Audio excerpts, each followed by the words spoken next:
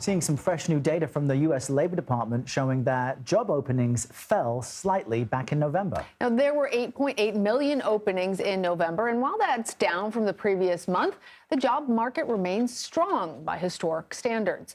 So if you're looking for a new job heading into the new year, we've got some help for you. Amanda Augustine joins us now. She is a career expert for the resume writing company TopResume. Amanda, thanks for being here. So employers, you say, are looking for more soft skills on resumes. Explain what that means and how you communicate that on a piece of paper. Sure. Thanks so much for having me. When we think about soft skills, it's those personal skills that are not necessarily the easiest to train or coach someone in. While you can, of course, improve them, we're not talking about the hard skills that are required to do the job. It's more like your empathy, your adaptability, flexibility, active listening skills. So the things that really help you create a collaborative, positive environment at work that are not necessarily going to be highlighted in, say, the job description.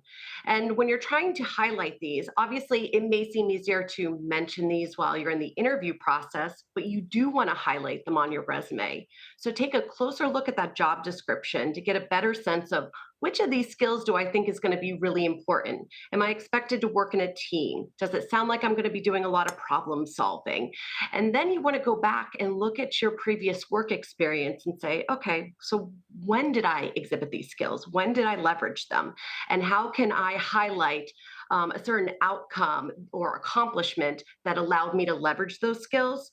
Let me mention them at the top of my resume and those core competencies. But then in the work history, I want to detail out and give examples of how I've leveraged those skills to provide value to my employers.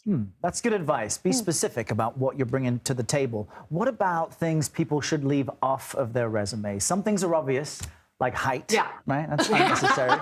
But what's less obvious that you should exclude? Yeah, I mean, the personal details, right? We want to make sure we're keeping that stuff off. We don't want to inadvertently open ourselves up to discrimination. But other things to keep in mind is that we're trying to make this a succinct document that's showcasing what you have to offer an employer today. So we don't necessarily want to detail out anything that was farther back in our work history than 15 years. Focus on the most recent and how it's most relevant to what you're doing. You don't need your full address anymore. In fact, if you're looking at virtual jobs and there's no indication in the job description as to you need to be in a certain time zone, you can leave that information off entirely.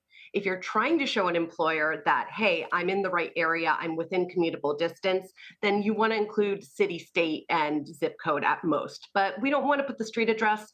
It opens ourselves up to, again, privacy issues, not worth it.